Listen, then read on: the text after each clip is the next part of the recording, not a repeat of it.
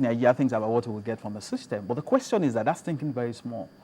A teacher, a researcher, a professor has the potential to make much more than a salary than from research findings and patents and any other thing. There was a time a university in Nigeria was selling pure water. Put their brand logo on it. Selling pure water, it was 5 naira many years ago.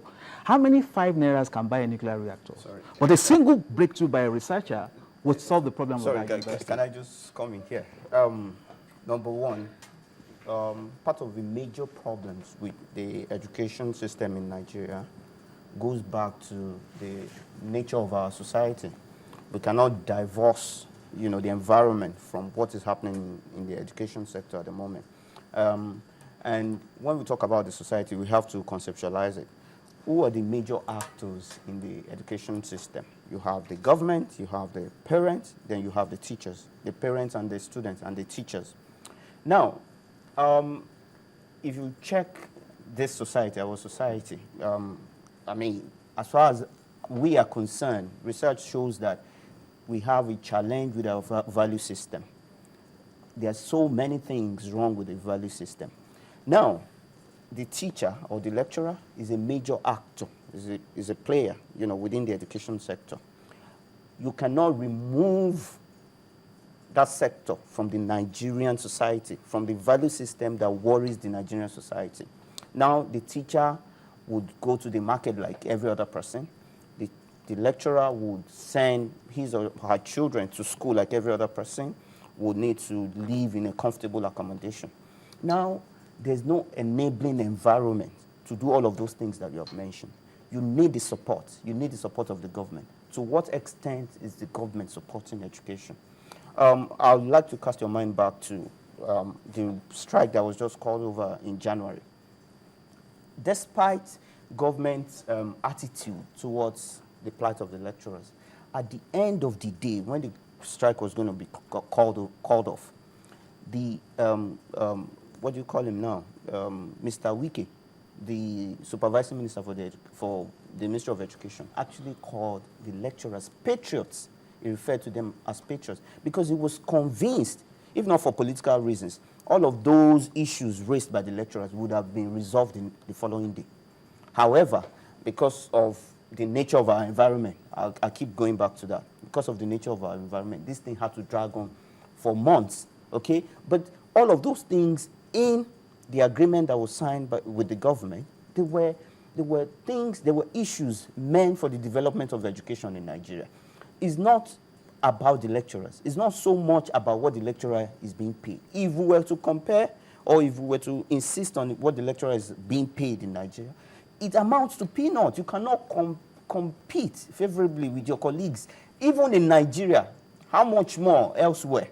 However, it is everybody's belief that, it is the lecturer that would educate whoever is going to be the engineer tomorrow, the lawyer tomorrow. If you do not give him the tools that he needs to ensure that the products are of quality, of standards. Yeah, but it's good for us to talk about it.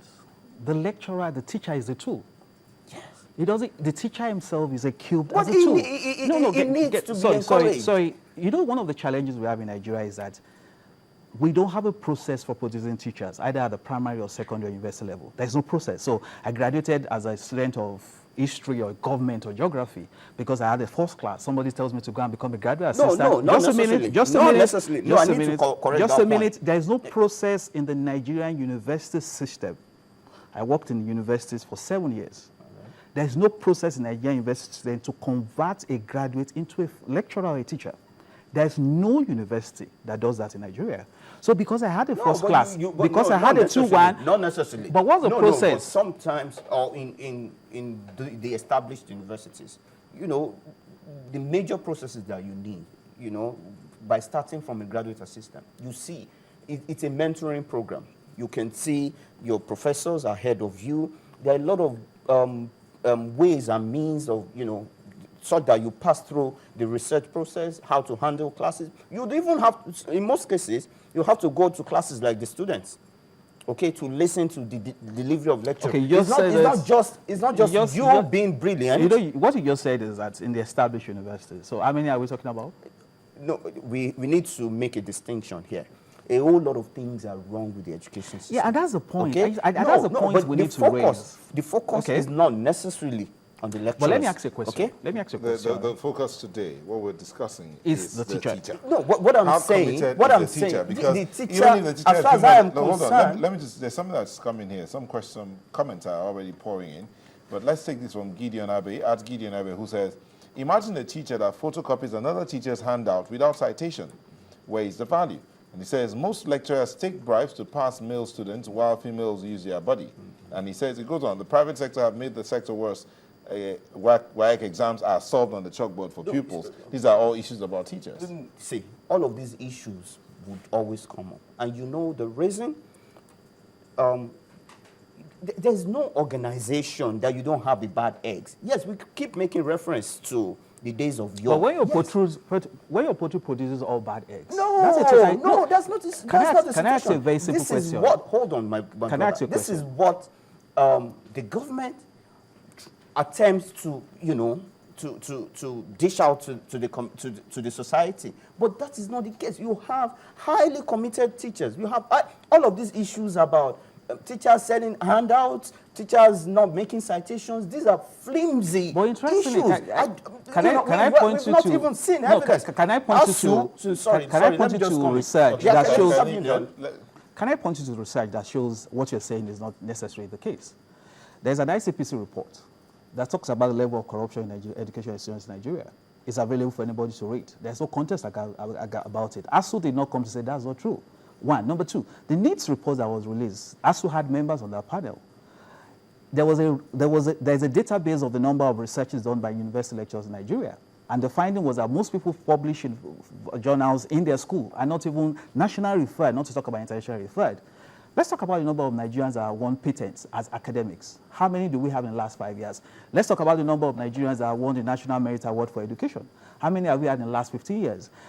100 Nigerians were recognized just a couple of days back. How many people got their recognition because of academic powers that became a lecturer in the last 25 years?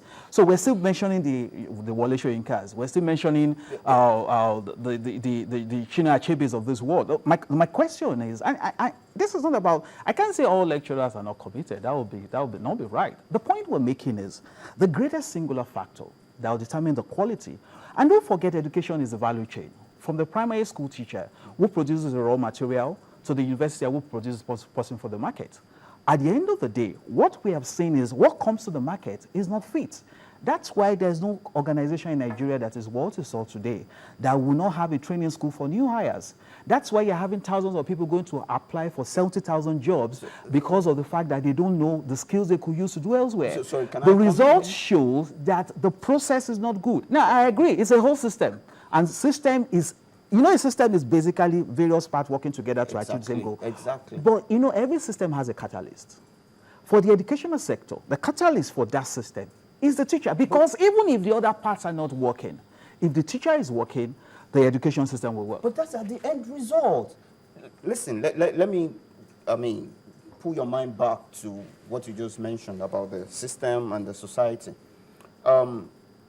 In the 70s, it would be unheard of that a parent will go out of his or her way to ensure that the child passes his or her examination through, you know, all these other means that we've heard about. But now it is normal for a mother or a father to stand up and begin to look for other means of subverting JAMB, of ensuring... Why would they do that? Those are the the teacher will come to the house and scold the parent. No, how many teachers do that? No, but it is not organized in such a way. When you go to a school, even at the primary school level, the school will tell you there's a certain percentage of role that the teacher has to play in the development of that the parent has to play in the development of the child.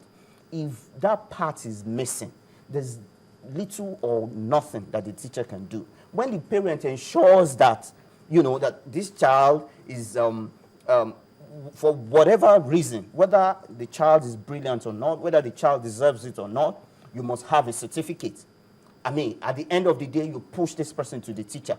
It is your own responsibility to ensure that whatever the teacher teaches the child, you know, you don't try to subvert the system. You don't subvert the system. So while it comes from the